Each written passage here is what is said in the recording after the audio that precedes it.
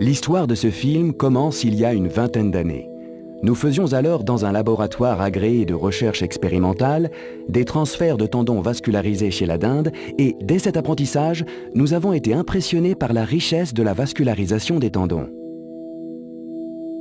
Par la suite, l'école chinoise de chirurgie plastique nous a fait découvrir la notion de lambeau en îlot rétrograde et nous avons commencé à mettre au point une technique de transfert tendineux vascularisé en îlot sur le pédicule cubital. Peu à peu, s'est développée une vision anatomique des rapports entre tendons, gaines de glissement et les vaisseaux qui nous a incités à pousser les barrières de la doctrine classique. En effet, lors des revascularisations après lâchage du garrot, nous constations que non seulement les extrémités tendineuses saignaient avec une vascularisation longitudinale et périphérique d'allure circulaire, ce qui contredisait le caractère avasculaire accepté à l'époque, mais qu'il existait aussi une réelle continuité tissulaire entre les gaines et le tendon, ininterrompue malgré les mouvements d'éloignement lors du glissement.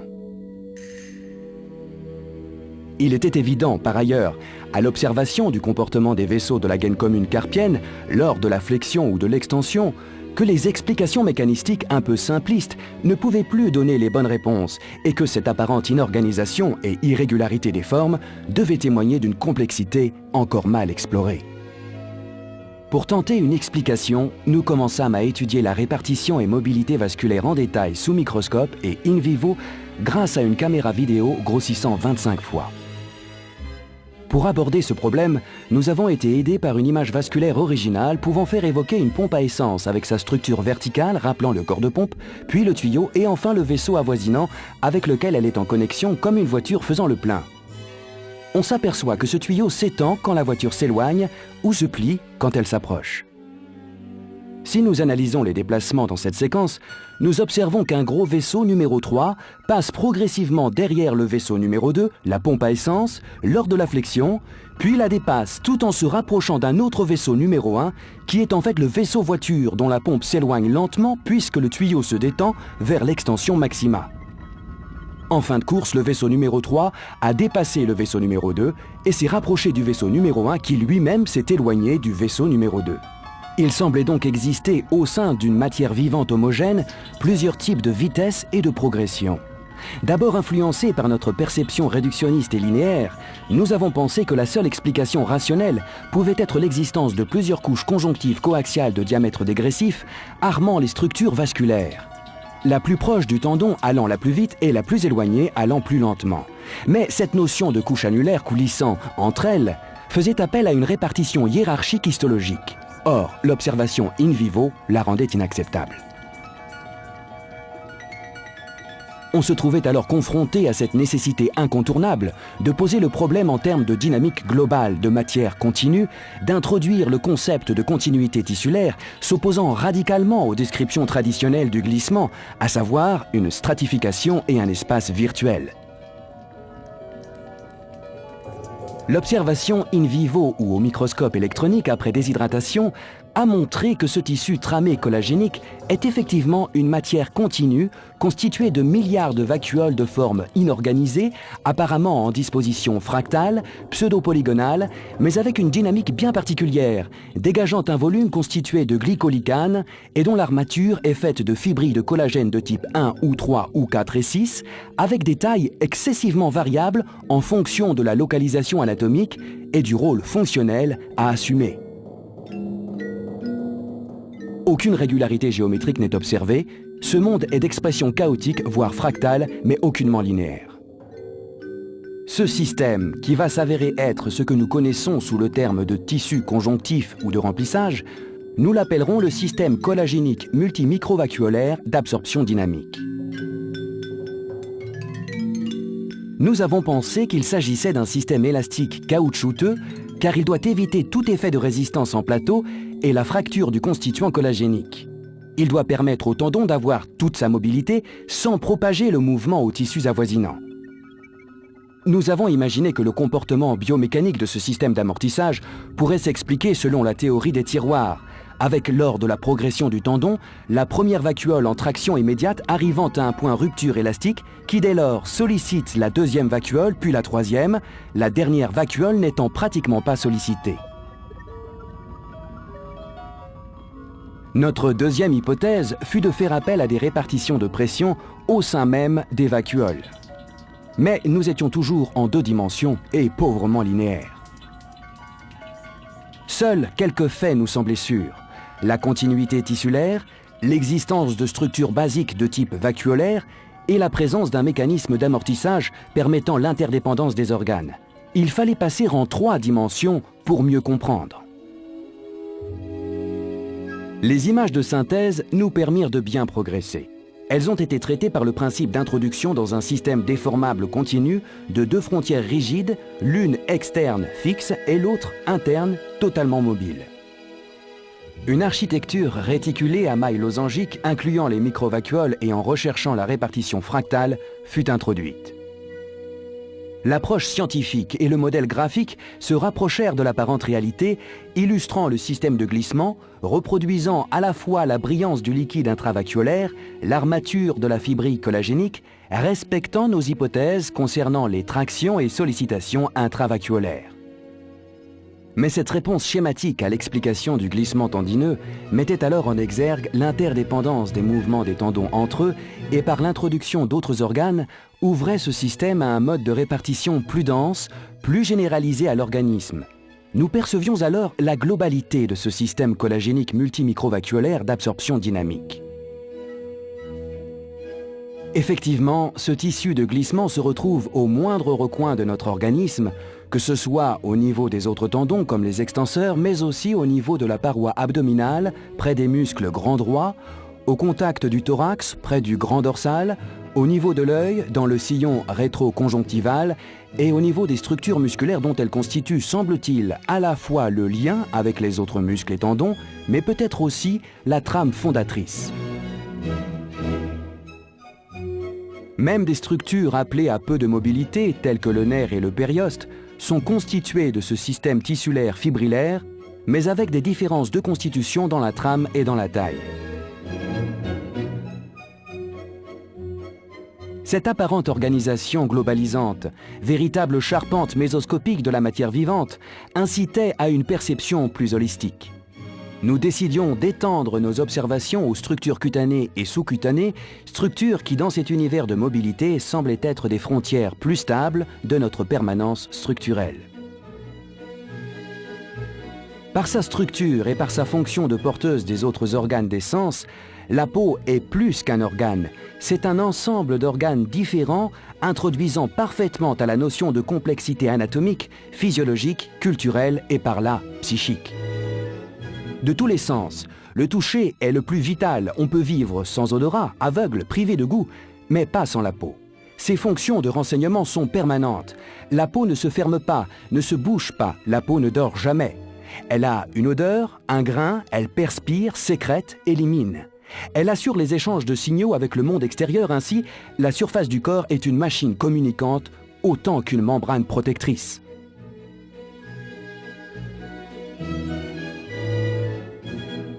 Elle se modifie par sa couleur, sa texture, sa forme, et conserve des marques plus ou moins visibles et durables de ses états agressifs, comme le soleil, les cicatrices, la maladie.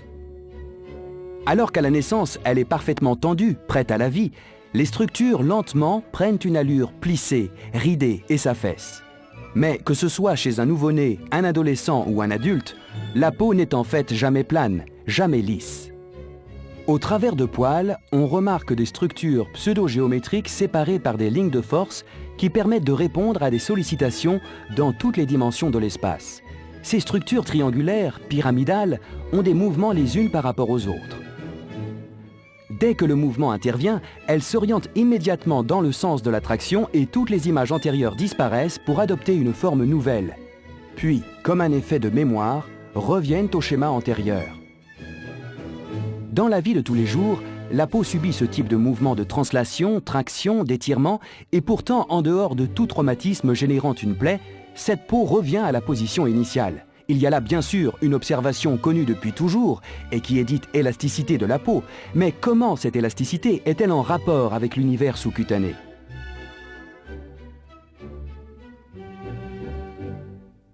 Grâce à un vidéo-endoscope, nous avons poursuivi notre balade sous la peau pour essayer de comprendre ce monde apparemment simple de glissement, de mobilité, assurant sans aucun à-coup des mouvements rapides, violents, mais aussi doux et minutieux. La dissection chirurgicale permet de constater qu'il n'y a que des connexions tissulaires, une véritable continuité histologique sans séparation nette, que ce soit entre la peau, le derme, l'hypoderme, les vaisseaux, l'aponévrose et le muscle. Comment cette continuité tissulaire peut-elle être souplesse? Comment cette cohésion permet-elle le glissement?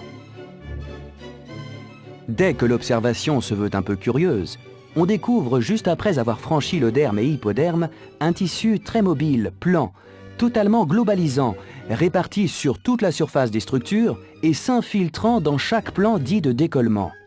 Si on saisit et tracte ce tissu avec des pinces, on retrouve tout de suite cette organisation vacuolaire surprenante, car sans apparente harmonie, et sa traction vive provoque des mouvements étranges qui sont l'éclatement des vacuoles à la pression atmosphérique, mettant en évidence des systèmes hydrauliques sous pression différentes. Un véritable spectacle de structures fibrillaires à forme pseudo-géométrique existant entre le muscle, la peau, la graisse, ce spectacle occupe l'intégralité de la scène. Mais quelles sont ces structures? Que font-elles? À quoi servent-elles? Immergeons-nous dans ce monde de fibrilles.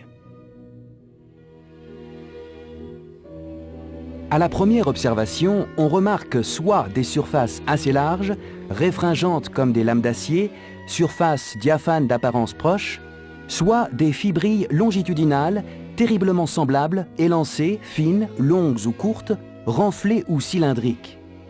La diversité est partout et la variété totale. Architecture de plumes d'oiseaux, de tiges creuses de roseaux, fagots de joncs, minces fétus d'épis de blé dont la résistance à la traction est considérable. Filins, matures, attaches avec des anneaux diaphragmés raidisseurs renforçant la solidité comme la tige articulée d'un bambou, voiles transparents, gouttes de rosée. La continuité tissulaire est donc totale. Le mélange est homogène et l'organisation complètement irrégulière, désordonnée fractale, à savoir que l'on trouve entre les grandes fibrilles d'autres plus petites de même nature et ainsi de suite. Il s'agit là d'un véritable chaos fibrillaire.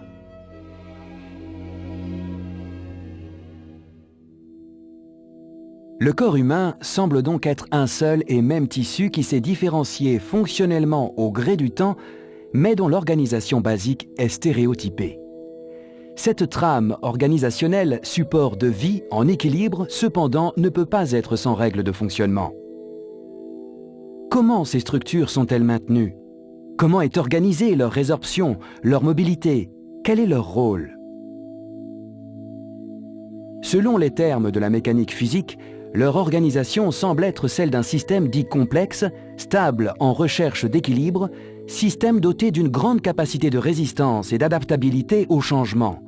Il n'existe pas pour les physiciens et médecins un ensemble offrant une telle cacophonie de mouvements à contretemps sur des échelles allant du microscopique au macroscopique. Mouvements de muscles, de fluides, de fibrilles et de cellules. Nous sommes au contact de la pierre de touche de toute approche de la complexité. Le système est, nous venons de le voir, défini en termes de structure par des fibrilles de collagène baignées dans l'atmosphère de glycolycanes, avec des réservoirs de microglobules graisseux dans lesquels sont stockées les énergies, informations et matériaux, avec enfin un réseau de communication grâce bien sûr aux nerfs, veines, artères et globules progressant dans le torrent sanguin. On note aussi des mouvements hydriques de pression encore mal explorés, mais surprenants quand on aperçoit ces images de gouttes sur un filament, de leur progression le long d'une tige fibrillaire indubitablement creuse.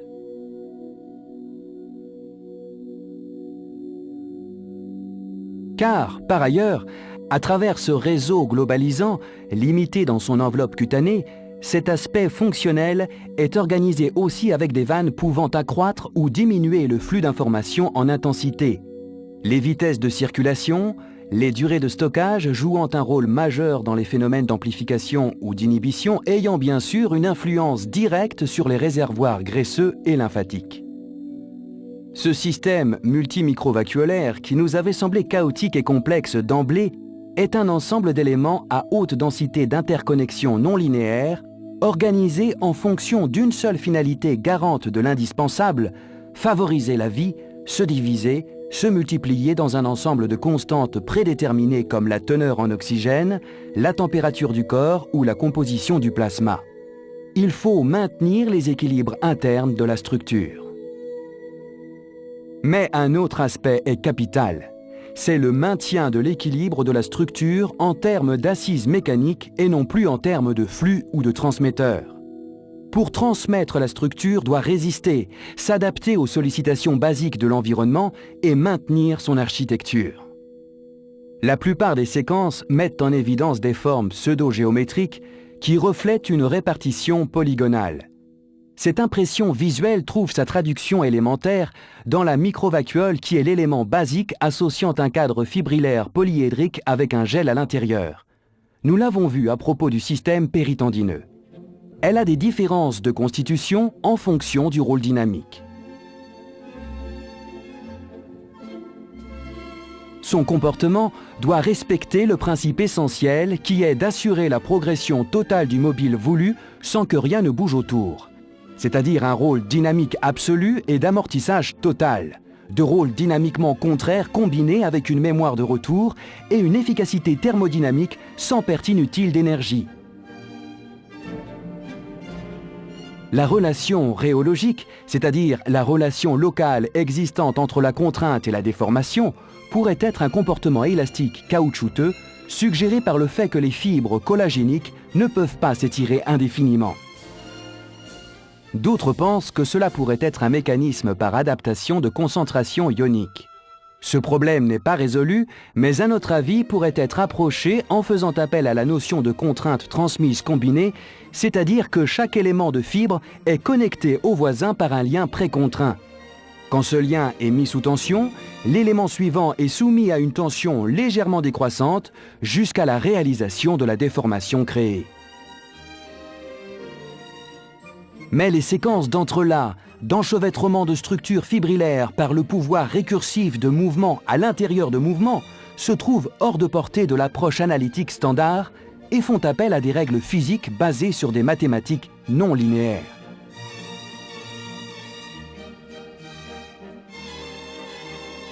Dès lors, pour essayer de comprendre ces phénomènes mécaniques, nous nous sommes intéressés aux théories sur le chaos, aux répartitions fractales et à leur rapport avec la science traditionnelle. Les pistes sont nombreuses et les aspects purement théoriques et leurs conclusions métaphysiques sont à surveiller. Nous serons vigilants. Plusieurs articles scientifiques sérieux évoquèrent le principe de tenségrité. L'étude du concept de tenségrité fut incontestablement celle qui me permit de progresser dans la compréhension du glissement des organes. Buckminster Fuller, architecte, et Kenneth Nelson, sculpteur américain, ont travaillé sur des structures macroscopiques et mis au point des bâtiments ou sculptures qui ont des caractéristiques communes. Les structures sont faites de longues tiges articulées, reliées par des câbles élastiques précontraints, déjà en traction.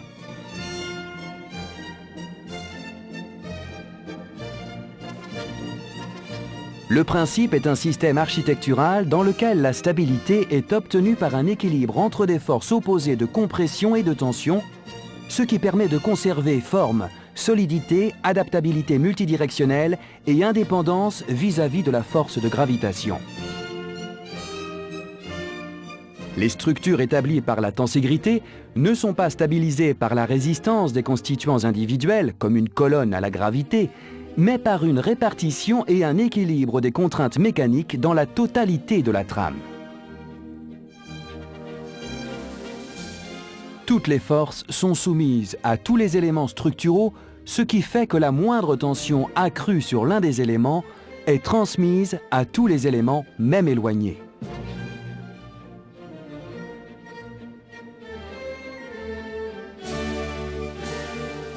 Les formes retenues pour l'application pratique sont souvent géométriques, quadrats, pentaangulaire ou tout au moins d'approche icosaédrique.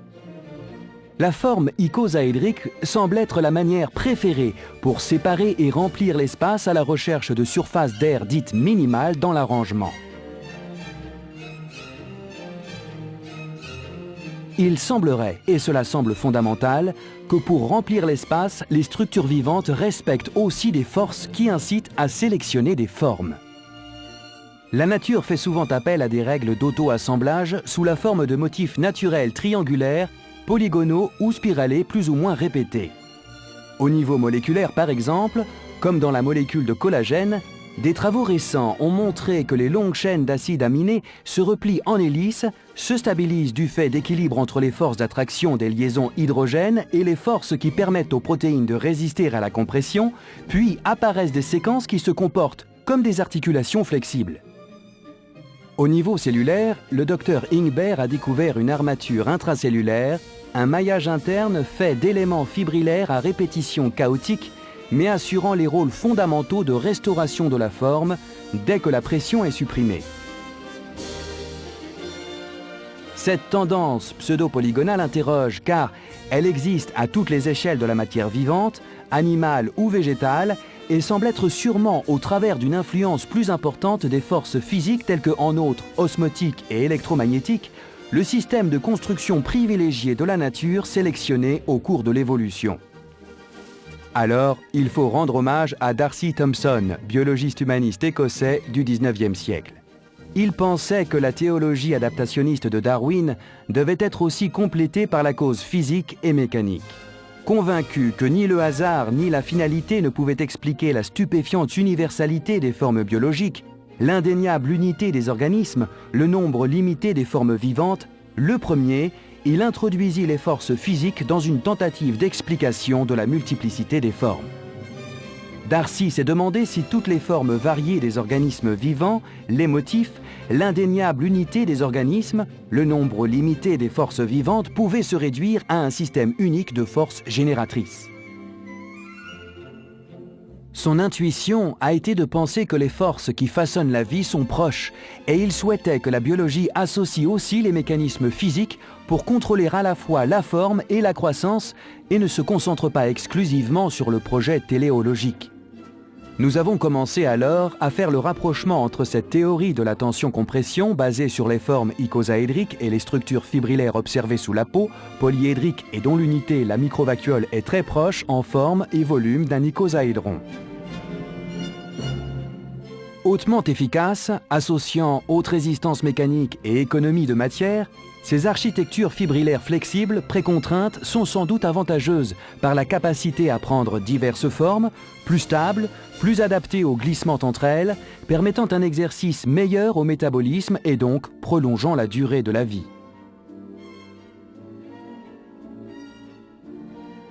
Cette notion de précontrainte, nous la sentons quand nous opérons, les berges incisées s'écartent spontanément, nous la remarquons quand en fin d'intervention, nos poings doivent être vigoureusement ancrés pour rapprocher les structures.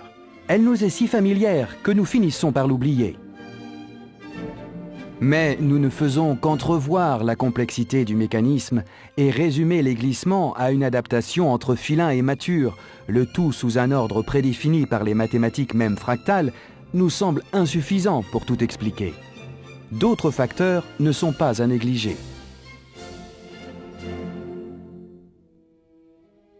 Il semblerait tout d'abord que les fibres possèdent en elles, par leur organisation moléculaire, une capacité à la distension ou à la rétraction intrinsèque. Une étude attentionnée permet de conclure à des superpositions annelées intrafibrillaires qui se distractent avant le mouvement plus global. Cette réaction pourrait être la première étape pour faire face à la sollicitation. Pour répondre à l'orientation de la contrainte, la biomécanique de la microvacuole est suppléée aussi par une capacité supplémentaire de la fibre à migrer autour d'un point nodal le long d'une autre fibre comme une sorte de charnière mobile.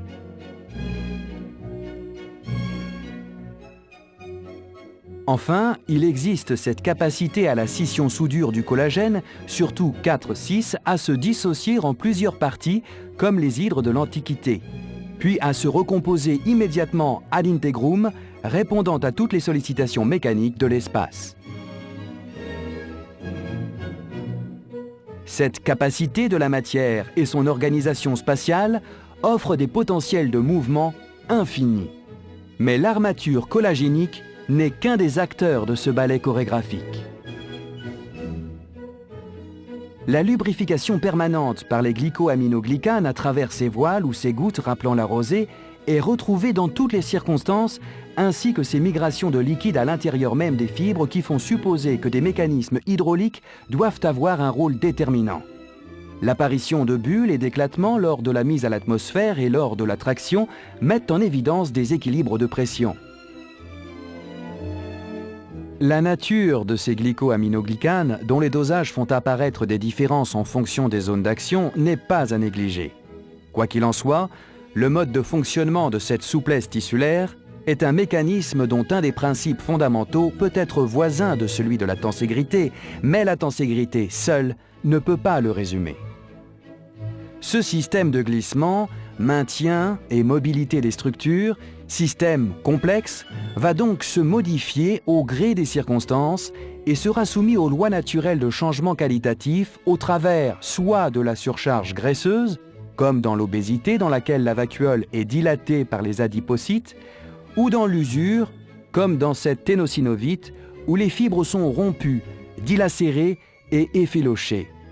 Mais cela peut être aussi le cas comme dans la flétrissure cutanée de l'amaigrissement ou du vieillissement. Cet affaissement de notre matrice collagénique se fait à un rythme variable, propre, mais inévitable, s'abandonnant contraint à la mère de toutes les forces, la gravité. La tension fibrillaire perd alors la partie.